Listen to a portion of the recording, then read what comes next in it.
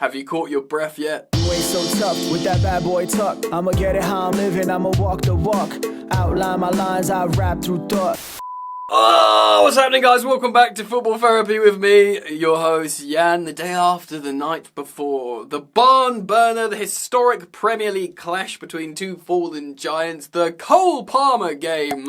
The cool hat-trick that brought warmth to our hearts. Yeah, a little bit more reflection on the game. Of course, my complete breakdown is the previous upload. You can go check that out. That's my match review. Today we're reflecting on Pochettino's words and looking forward and asking ourselves the question, what comes next with these players and this manager? The good, the bad, the ugly. Thank you all so much for joining me here today on Football Therapy. It's going to be a good video, but before we get into it, take a moment and listen to this. Look mate, it's about time you get yourself a VPN. Or at least upgrade to a better one, like my partner Surfshark. It's 2024 people and absolutely everybody is using a virtual private network because you need to keep safe on the big scary internet. And you also want the ability to travel the globe digitally so you're not locked out of any media. My sponsor Surfshark gives you access to so many different servers in so many different countries, which gives you the freedom to surf the web in every way you want to, knowing that you'll be completely safe from all those dirty data pirates trying to steal your valuable information. That's right, Surfshark moves your digital location elsewhere so the bad guys can't find you, and also you can unlock new media. Certain videos on the internet are only available to certain countries, but utilizing Surfshark in just a couple of seconds, you can select a desired country and therefore unlock that previously locked media. It's not just for single videos though. Like I always say here on the channel, I use it for Netflix. I often hop over from the United Kingdom Netflix over to the USA, and then suddenly loads of new movies and shows are available to me that were previously not there on the UK version. As you can see, it's a must-have in this day and age, and Surfshark is the best if you ask me. Fortunately, as well as you're a viewer of my channel, when you use my code FOOTBALL on Surfshark, you get 3 months free when you use my code FOOTBALL. Alternatively, simply click the link in the top of the description now to go and utilize this wonderful, wonderful deal and opportunity. Do it now. Alright, cool. So yes, of course, Chelsea did beat Manchester United 4-3 at the Bridge yesterday. The first triumph over them in the Premier League for 7 years since Azpilicueta assisted Alvaro Morata. That seems like a lifetime away. So much to talk about, of course. I did go into as much detail as I could in my match reaction yesterday, though largely it was just me being emotionally exasperated. If you want to see that, and it is good viewing, I think, do go watch that upload. I'm basically just all red and sweaty and don't know what to say. But I've slept on it, and yes, it's great. It's amazing. Everyone's talking about Cole Palmer, this not just one of the best young players in Europe, but one of the best players in Europe at the moment. All kinds of comparisons, talking about how, of course, he has to be in the England squad, how he has more league goal involvements this season than Erling Haaland, the super scoring robot who plays for the treble winners, coached by Pep Guardiola. It's all a pretty good look for Cole Palmer, isn't it? Although before we get into it, just an interesting thought experiment I saw online, because I saw someone ask the question on X, formerly known as Twitter, would you have rather have taken Foden or Cole Palmer? Now, I think Foden might be the best player in the Premier League this season. He's very accomplished, he's positionally versatile, he's tactically disciplined, and yeah, he's still super young. So instinctively I would have been like, well, obviously Foden. I mean, I love Cole Palmer, but I feel like Phil Foden's just insane and it's going to get better and better. But then someone posed the question, would Phil Foden have done what Cole Palmer is doing at Chelsea? Now, that's not just talking about ability, that's to do with his character. There's a sort of, I don't want to be cruel, but there's a simplicity to Cole Palmer which is serving him really, really well in terms of how he's navigating this insanity at Chelsea. I know he's cool and he's chill, but I don't think perhaps he's the most intricate thinker, which probably serves him quite well in terms of, you know, playing under the pressure. You just don't know how, like, Phil Foden would have done at Chelsea. Would he be able to take a struggling team on his back and drag them and inspire them to victories? I don't know. Maybe he needs to play for Pep Guardiola and Man City. But, you know, it's all moot point at this point. We do have Cole Palmer. He's playing incredibly well. And the current situation apparently is suiting him down to a T where he can be the main character. And in terms for him and for us Chelsea fans, in this aspect, is working really well. Chelsea can't defend very well though, and I do have big questions about our centre-backs. I think towards the latter stage of the video we'll talk about that in a little bit more detail. Because look, it was an amazing win, we were 2-0 ahead, it looked like we were going to batter them, but, no Chelsea fan trusts the club at the moment. Scored 2, nearly scored a third, and it was going really well. For Man United to complete what seemed like a comeback to win, I've been interrupted by this guy. What do you think of the comeback from Man United? But then, okay, she just... So yes, it looked like Man United came back to win the game, and then Chelsea came back to win the game. What intricate and peculiar narrative. It was really like a demonstration at how ridiculous both of these teams were. Kind of like an incompetent 4-2-3-1 formation on both sides, with great talent, They've got a little bit more seniority in Casemiro, in Varane, in Bruno Fernandes, and a couple of others. So I think they've got less of an excuse to play like insane children. Pochettino said he didn't want expedition football. He certainly got that with a 7-goal thriller. Look, neutrals are all purring over that game yesterday, rightfully so, super entertaining. We poor Chelsea fans went through so many emotions, like disdain for everything, the system, the coaching. Like, I don't dislike Pochettino as a guy, but I was thinking, how is this happening? When Caicedo makes that pass to give Garnacho a goal, and he eventually gets hooked, Caicedo, rightly, by the way, that is a good decision from Pochettino. I'm thinking, this is the Premier League record signing. The record signing in the Premier League, £115 million. He looks worse. Look, maybe it's just going to take loads of time. Maybe he's not that complimentary of Enzo Fernandez. They've both sort of fluctuated in form respectively, but I am really worried about Caicedo at the moment, as I am the centre-backs. And just generally how Chelsea plays systemically. It's just so dumb. But there is something. There is something here for Chelsea, the players, the fans, the club, the coaching staff. We've seen this a lot in the recent weeks, months. The players don't give up. They'll go to the end and they'll get a late winner. And they like the coach. Palmer scoring, he goes and hugs Pochettino. He loves Pochettino, Pochettino loves Cole Palmer. That alone is a massive boon to Poch, because they trust each other and he's given, he's emboldened Palmer to be this player. That is a huge, tick on a very con-heavy pros and cons lists at the moment for Poch. That's massive. If he's made Palmer who he is, or given him, the platform to be who he is, and Palmer's saying that's the case with his manager, that's huge in itself. And the players kind of like him. For the first time, we saw Pochettino properly celebrate, properly giving it some. Look, he's never gone away to the Chelsea fans or the away fans to celebrate, but that's a correct decision. We're going to cite an article from Nizar Kinsella in a moment, because he is the ex-Tottenham manager. He had that close bond with the Tottenham fans. He's not going to try and cultivate that when we're sitting in, mid-table. Yeah, I'm Chelsea manager. It's going to be, a little bit of social and emotional intelligence there from the Chelsea manager that, that will come in time if we win things. Had we won the League Cup, I reckon he would have gone round Wembley with the trophy and, clapped the Chelsea fans, and there would have been a moment there. But everything else, he's rightly keeping his distance. So let's jump over and read this article from Naz now, see what he's saying. Pochettino believes Chelsea's incredible win over Man United has helped repair his difficult relationship with Blues supporters, admitting he, quote, took a risk with the fans to manage the club after 5 years of being the boss of bitter rivals Tottenham. Of course, Cole Palmer's goals in the final 80 seconds coming in the 10th and 11th minute of added time were the final twists in an amazing seesaw game that brought the 4-3 victory and sparked wild celebrations at Stamford Bridge. The Argentine says he does not want to be a, quote, badge kisser or a populist, but his passion for the job was clear to see. After dancing around the pitch with his players and coaching staff, Pochettino said he believed Chelsea needed their late turnaround to keep the fans behind him and his Blues project. He says this: "The fans are so important in football. I am so happy, not only because of the 3 points or because of our performance was better than Manchester United, but because this was my first time here at Stamford Bridge that I started to feel a connection with the fans. That will be really helpful for us until the end of the season. That, for me, should be what's really important. I mean, yeah, he's right. I mean, remember when Antonio Conte immediately kindled that sort of connection with the Chelsea fans? It really helped create that mentality at Stamford Bridge to just go on and be a good team domestically.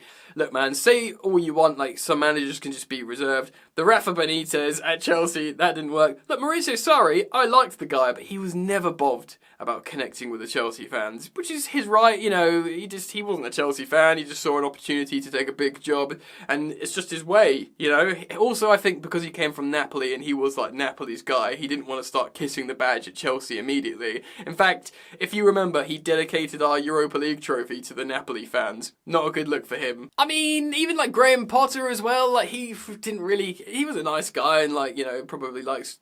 We haven't had it much since. Pochettino has the capacity to be this emotive, sort of gregarious, aggressive, like, manager that connects with the fans, but because he was the Tottenham manager for so long, he's just inherently going to be so far off connecting with these Chelsea fans. So back to the article, Gallagher and Palmer penalty gave Chelsea a 2-goal lead early on, but United struck back with 2 goals from Garnacho and of course Bruno Fernandes. Chelsea were staring defeat in the face until Palmer equalised from the penalty spot in the 99th minute and then of course fired home unmarked at the edge of the box on the 100th minute and 39 seconds on the clock for the latest winner in Premier League history. By the way, if you've seen that like still, what's going on with my hair here? Right, okay. If you have seen that still of Cole Palmer just being unmarked, everyone's just ran away, he's just in the corner of the box, free to take a shot.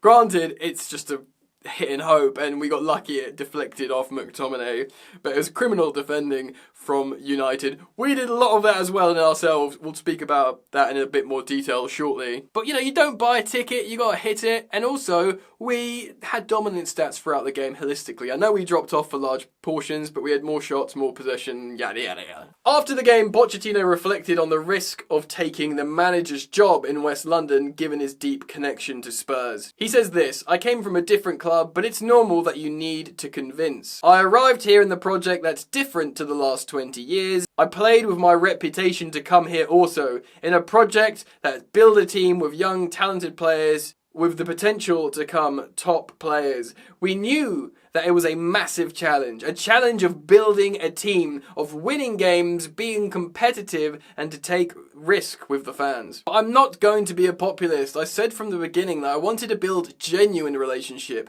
not kiss the badge or do stupid things on the touchline to please the fans. What I want to do is give the team the tools to win games, believe in ourselves, and build a very good relationship." Pochettino wants his team to show a similar mentality at Sheffield United on Sunday. With 9 league games to go, he says this: "If we want to be close again, it's about winning. To be consistent is the most important. If we win all the games, for sure we will be in Europe, but it's about Sheffield now. We need to match their energy, desire and hunger, and it's going to be a good opportunity for us to keep improving." Alright, it's a tough one, isn't it?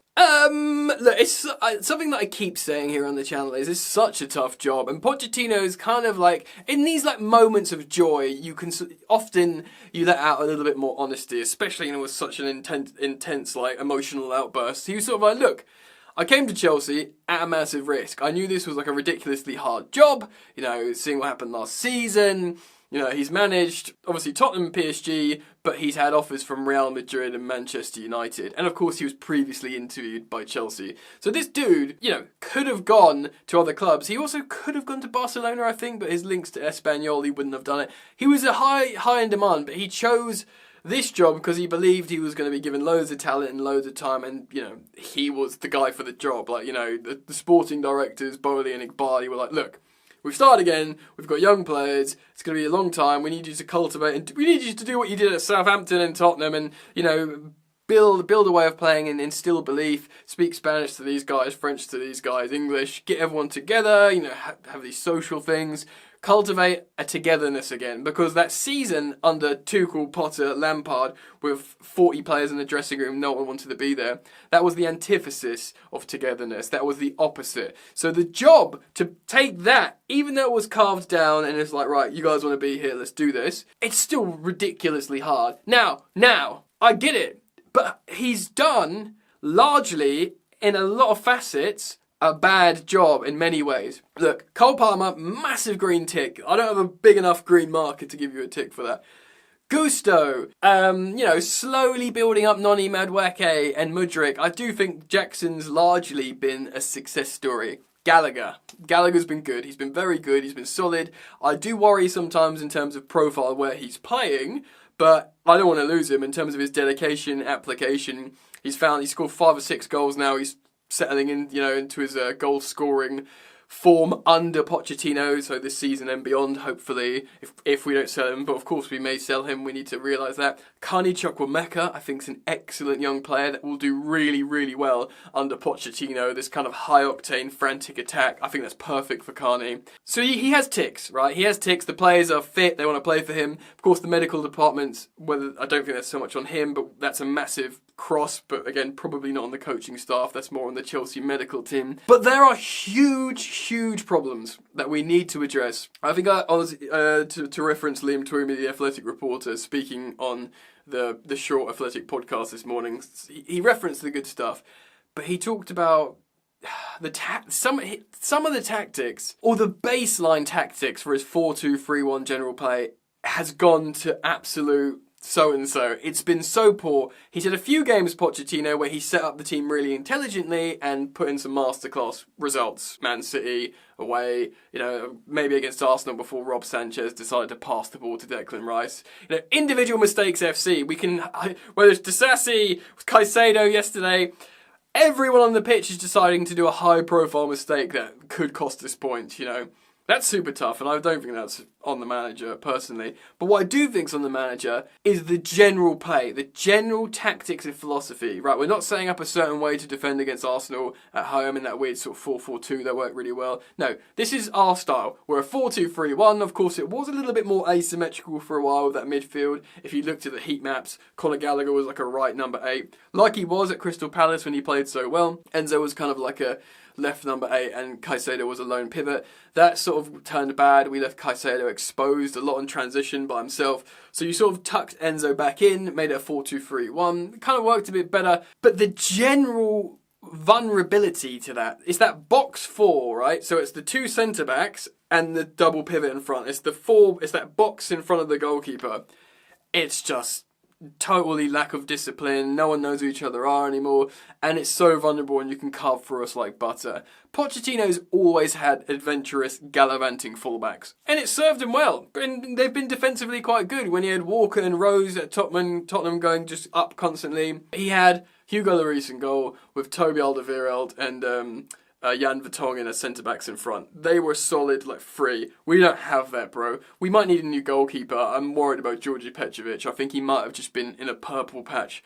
Probably need like a top tier goalkeeper. And if I had a choice of starting fit and informed centre-backs, you know me, I'd start Levi Colwill and Wesley Fofana. And if they can grow into Chelsea giants, fine.